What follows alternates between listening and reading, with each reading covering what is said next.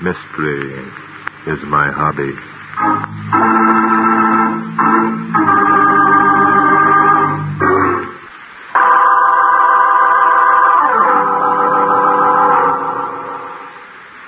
Today's story took place last month. Inspector Noah Danton and I had gone up to the Saranac Lake country to do some bird shooting. On the third day of our vacation, we started out early in the morning, and before noon found ourselves some distance from the lodge where we were staying.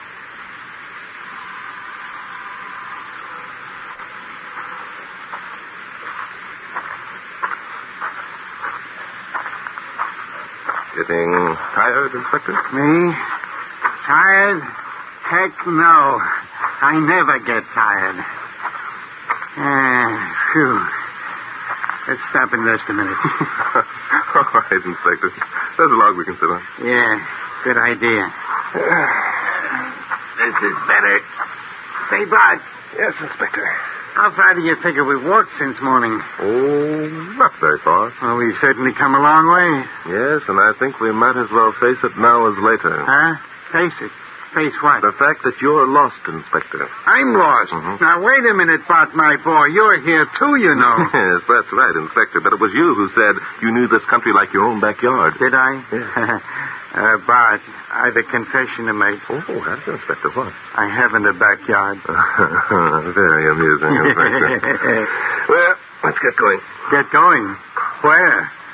If we're going to be lost, I'd rather be lost sitting still. We could build a fire. We cut through that heavy growth over there. Looks like good partridge cover. Well, all right. But I still think we ought to send up a smoke signal or something.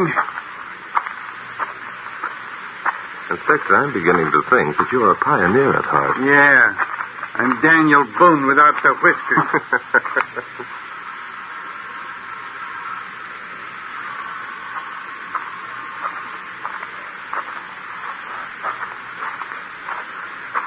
Here we are, Inspector. You got your gun ready? Yeah. Say, this is a regular jungle, isn't it? Yes, but it's excellent bird country. There goes one, Inspector. Take him. Yeah, I'll take him. You missed him, Inspector. What was that? Huh? Oh, easy, boy, easy. It sounds like someone's behind that clump of bushes. Yes, and it was toward that clump of bushes that you shot. Come on, Inspector. There he is. It's a guy on horseback. Yes, and by the way that horse is acting, something's radically wrong. Down, boy. Hey, jumping Judas, Bart. Look at him go. It's no use, Inspector. We can never catch him. No, I guess not. Say, you don't suppose I hit him, do you? I don't know, but I think we ought to find out. Find out? How? There must be a habitation somewhere near. I think if we follow that horse's hoof marks, we'll come to it. Say, that's an idea. If I hit that guy, I want to tell him it was an accident. Oh, yes. Well, he'll probably doubt that statement when you explain that the bird you were aiming at was 10 feet the other side of that clump of bushes. Very funny, very funny.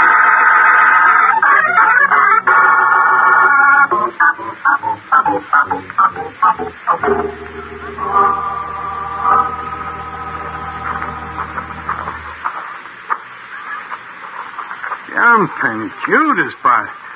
My dogs are so tired they're going to begin barking in a minute. Don't get discouraged, Inspector. It can't be much farther. No? No. You've been saying that for the past 2 hours. There it is, Inspector. You can tell those dogs of yours that it won't be necessary to bark now. What? Oh, a house, eh? That's well. Say, that's quite a place, isn't it? Big enough to be a hotel. Yeah, it looks to me more like a private residence. Some rich man's hunting lodge, maybe. Yeah, I guess you're right. Those buildings in back must be the stables. Yep. Well, there's no doubt this is where our horseman lives. Shall we go up and make ourselves known, Inspector? Good idea. I hope they got an automobile. Listen. Huh? Oh, sounds like someone's in trouble. Mark! Oh, who are you? Is there something wrong with? Yes. Will you help me, please? Something's happened to Chris. Chris? Chris Pomeroy. He's a friend of ours. He shot himself. Shot himself? Well, now, that's right up our alley. Never mind, Inspector. Lead the way, miss. We'll be glad to do anything we can. Oh, thank you. Come with me. When did it happen, miss? I don't know. Not very long ago. Mark and I were out for a walk. When we got back, I found Chris. Well, was it we or was it I? It was I. This is the room here. He's over there in the chair. Yes, I see. You, please stay here, miss. Come along, Inspector. Yeah, I'm coming. Got through the temple. Do you recognize him as our horseman, Inspector? Could be. He must have been sitting here by the window reading. There's a book in his lap. Yes, and there's the gun on the floor. It looks like suicide, all right. Doesn't it? Do you really think so, Inspector? Naturally. Don't you? I'm not sure yet. Not sure. But look, Bart, there are powder burns on the guy's face. That proves that the gun was held very close to Pomeroy's head when it was fired, doesn't it? It sure does, yeah. It also proves that he pulled the trigger himself. Oh, why, Inspector? Why? Because here's the guy sitting in a chair reading a book or looking out of the window or something. Yes? Well, he isn't going to be dope enough to let somebody with a gun get close enough to him to shoot him so the powder marks would show. Suppose Pomeroy were asleep. At 11 o'clock in the morning, a young guy like that? Oh, come, Bart, my boy. Excellent, Inspector. Your deductions are not only logical but brilliant. However, Ollie, what the deuce has happened? I heard you yell. Mark, you can't. Mark, it's awful. What's awful? Who are these men? Who's that in the chair? Chris, Mark. He shot himself. Chris shot himself. Who are you? Come on, Inspector. I'm sorry we haven't had a chance to introduce ourselves before now. I'm Barton Drake. This is Inspector Noah Danton. Hi. Drake, the criminologist? Yes, that's right. The inspector and I were out bird shooting. We became temporarily lost. Temporarily, he says. That guy killed me. But I still don't understand what... The inspector fleshed a partridge, took a quick shot, and a horseman galloped out of the cover. We followed the hoof marks. A horseman? Oh, then it must have been Chris. Chris, that man over there, Miss Essex? Yes. How did you know my name? I'm afraid your publicity has caught up with you. You're Polly Essex, this gentleman's your brother Mark, and your father is Calvin Essex, the publisher. That's right, but how did you know? Oh, Drake knows everything. That's entirely untrue, Inspector, but your pictures appear frequently in the society columns of the newspapers. By the way, are there other guests staying here with us? Yes. Glenn Douglas is here. He's a friend of Mark's. Dad and Mother are coming up tonight. Why do you ask? Because one of you murdered Chris Pomeroy.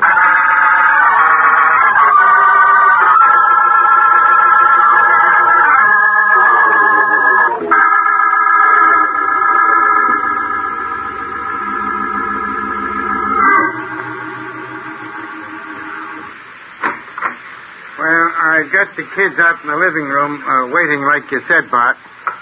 Hey, what are you doing over there? Oh, just looking around, Inspector. According to the bottles and jars on Pomeroy's dresser, he was rather a vain young man. What's that got to do with his being murdered? Vain young men usually leave dramatic suicide notes when they take their own lives, Inspector. Yeah. Is that the only reason you think the guy was murdered? No, I have others. The fact that Pomeroy's chair is facing the light, for one. I don't get it. But when a man sits down to read, Inspector, he doesn't face the light. He allows it to come in over his shoulder. Say, that's right, isn't it? Yes, it certainly is, Inspector. Well, suppose we go out to the living room and have a talk with the youngsters.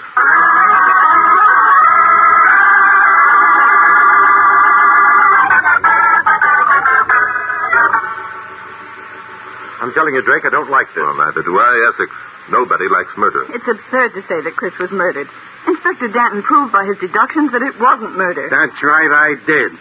Didn't I? Mm-hmm. Inspector Danton was merely stating facts that seemed obvious to him at the time. I have every respect for his opinion. That's mighty fine of you, Bart, old boy. But in the excitement of the moment, Inspector Danton overlooked a number of things.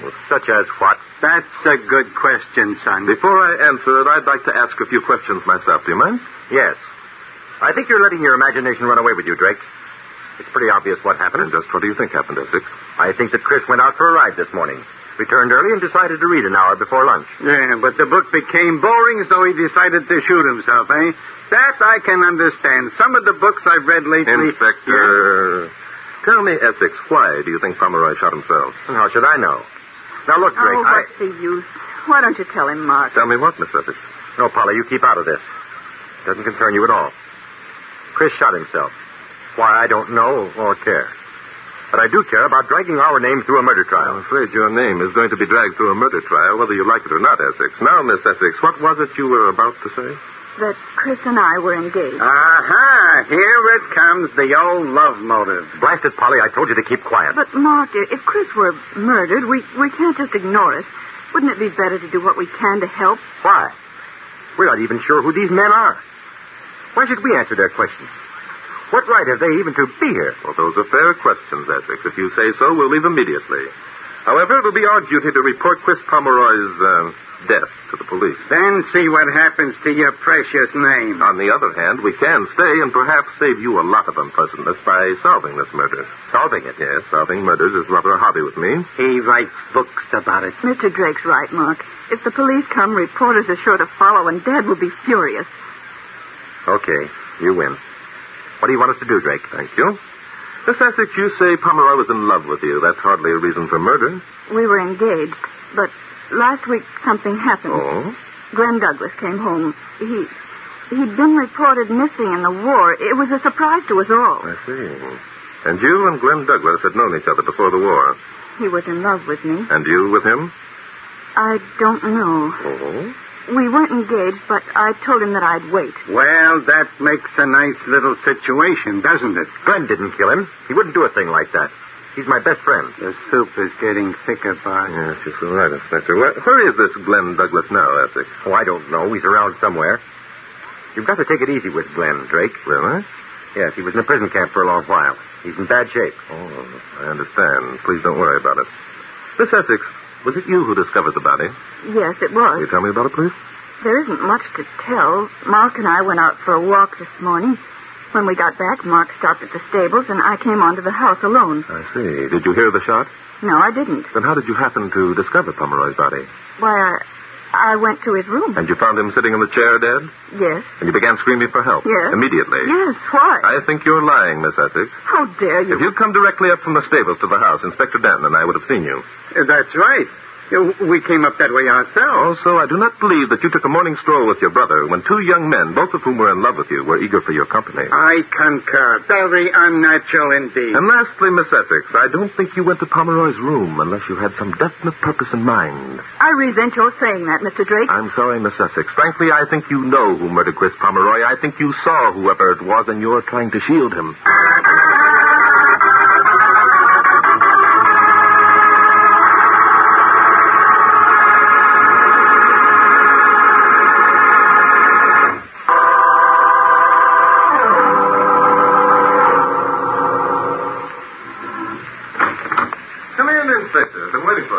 You're still looking for clues, eh? Afraid so. I should think you'd begin to feel like a corpse spending so much time with this one. The corpse is about to be removed, Inspector. I've contacted the local coroner. Well, look, Bart, I don't get this. If you're sure that the girl knows who murdered Chris Pomeroy, why don't you make her tell? How, Inspector? How what? How would you suggest I make her tell? Ask her. Make her talk. Well. Oh, Inspector, you're terrific. Did you ever try to make a woman talk when she didn't want to? No, but I've tried to shut him up without much luck. Yes, and I'm afraid we'd have similar results with Miss Essex. But look, there's ways. Yes, such as the so-called third degree, Inspector. Well, we're cops. No, Inspector. We're on vacation. Remember, we're not acting in an official capacity at all. I guess you're right at that. Besides, you wouldn't undertake the third degree anyone. Not if your life depended upon it. You're too soft-hearted. Oh, yeah. Oh, yeah. Okay. So, what are we going to do? Sit around and twiddle our thumbs waiting for Polly Essex to fall into a talking jag? No, hardly, Inspector. We're going out to the stables, and we're going to look for a horse. A horse that has buckshot buried in its hide.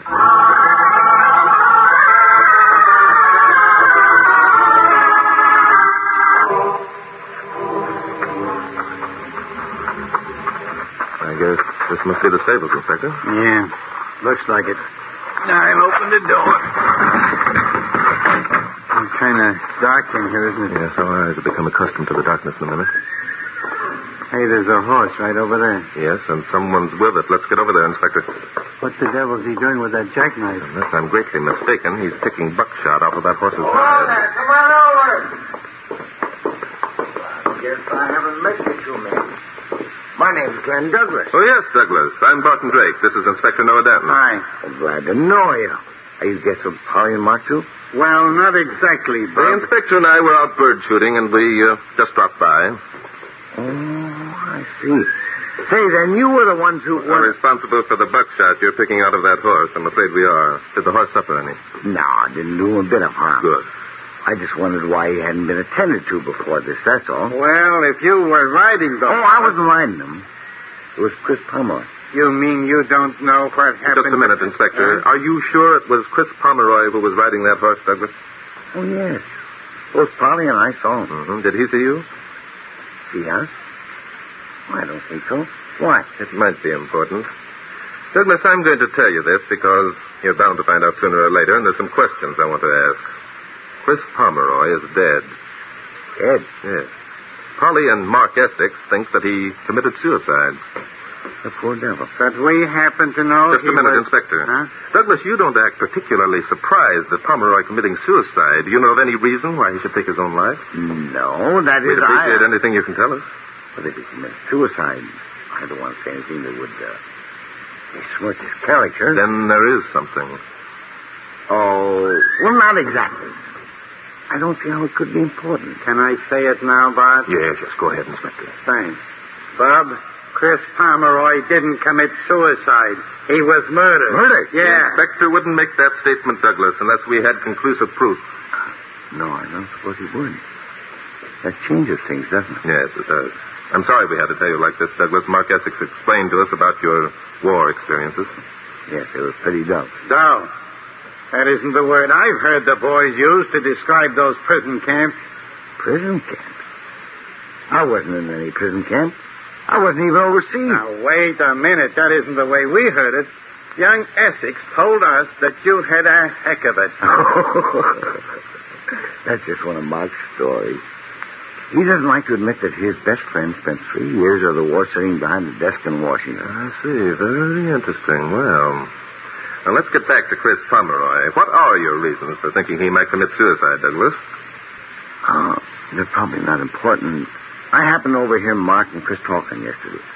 I think Chris was trying to borrow some money from Mark. There they are again. Money and love. The same old motive. And Mark refused to lend Pomeroy the money? I don't know how I got out there. It wasn't any of my business. All I know is that Chris seemed pretty desperate. Mm-hmm. Douglas, will you come up to the house with the inspector and me, please? Oh, sure. Thank you. Inspector, I think that now we can be pretty sure who it is that murdered Chris Pomeroy.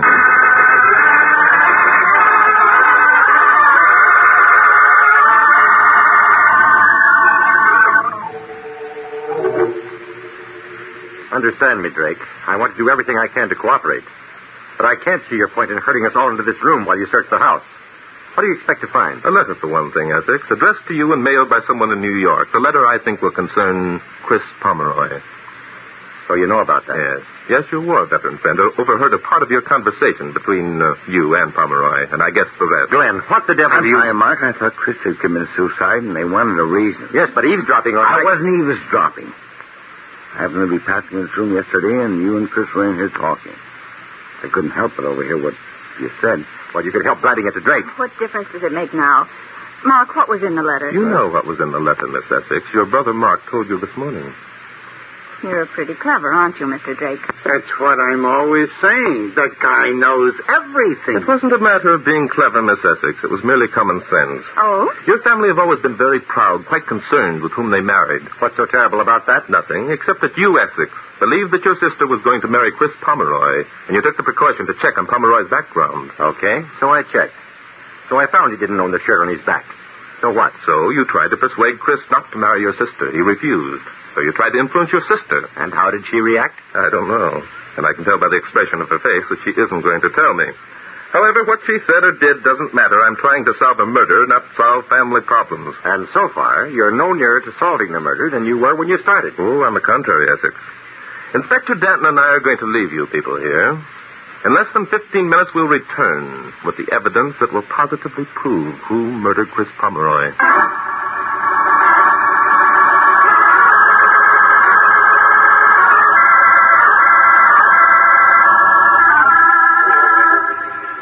Well, Bart, here's the last bedroom. And so far, we found nothing. Patience, Inspector. I can practically guarantee that what we're looking for is in this bedroom. Whose bedroom is it? I haven't the faintest idea, Inspector. Then, when we find what we're looking for, how are you going to know who owns it? Fingerprints, Inspector. Now, just take a look in this closet. Say, Bart, Yes, Inspector? I'm probably kind of dumb, but I still don't see why Chris Pomeroy let anyone get close enough to him to press the barrel of a gun against his temple. Nothing in the closet. You're not dumb, Inspector. Let's take a look in this wardrobe. Bart, Yes, Inspector. Look, the door to the hallway's opening. By Jove, so it is. I didn't expect this account. The guy, he's got a gun!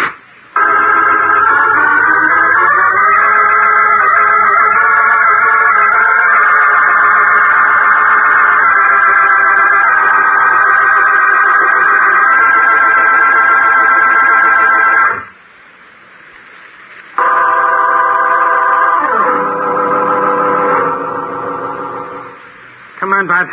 He banged the door and beat it. We can catch him. No, Inspector, wait. Huh? What's the matter? That's exactly what he wanted us to do, chase him so he could come back and...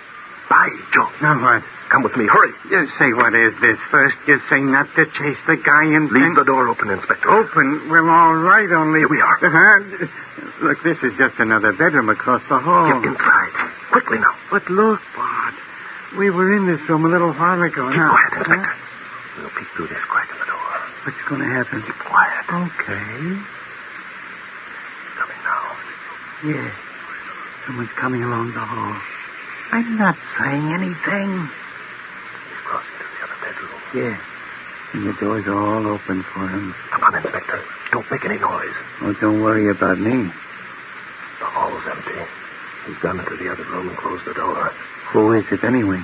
The murderer, Inspector. You don't say. Have you your gun ready? Yeah, I got it right here in my hand. Good. Come on. All right, Douglas. What's that gun, Douglas? Oh, you're not going to take... Oh, no!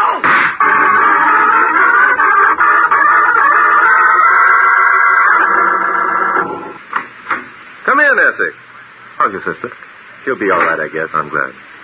It was quite a blow to her, finding out that it was Glenn who murdered Pomeroy. Yes, I imagine it was, especially when she thought the real murderer was you. Huh? Me? Yes. Isn't it true that when you and Polly were out walking this morning, you told her that you learned about Pomeroy's financial standing? Yes. How did you know? I guess, but my guessing was based on certain facts I had acquired. For example, you also told Polly that you were going to speak to Pomeroy, ask him to break off his engagement to her. What it amounts to that? I thought so. Polly wanted to talk to Chris, too, you know. She knocked on his door. When no one answered, she opened it. I see. And when she found out he was dead, she thought that because of what I'd said, that I had killed him. Yes. So naturally, she couldn't tell the inspector and me. But I still don't understand why Pomeroy allowed Glenn to get so close that he could press a gun against his head. Well, that was easier than you might think. Pomeroy was quite madly in love with your sister. He was jealous of Douglas. Well, that was obvious. Yes. This morning, Pomeroy went out for a ride. He suspected that Polly and Douglas were together. Well, they weren't. Polly was with me. I know, but Pomeroy didn't know that. He went back to his room. From the front window, he could command a view of the entire valley. I get it. He saw Polly and me and thought it was Polly and Glenn. Yes, but he wasn't sure, so he got out a pair of binoculars and he sat there watching you. Say, that's the reason. That's it, Essex. With those binoculars glued to his eyes, he wouldn't be aware of anyone creeping up behind him and holding a gun close to his head. Well, I'll be... Oh, hello, Inspector. Come in, come in. Is Douglas safely installed in the local jail? Yeah. He's taken care of. Did you check the fingerprints on the binoculars? They were his, all right. What about Douglas's wound? Wound? Heck, I only shot the gun out of his hand. Wound. He's not wounded. Oh, of course, Inspector. I should have remembered what an excellent shot you are.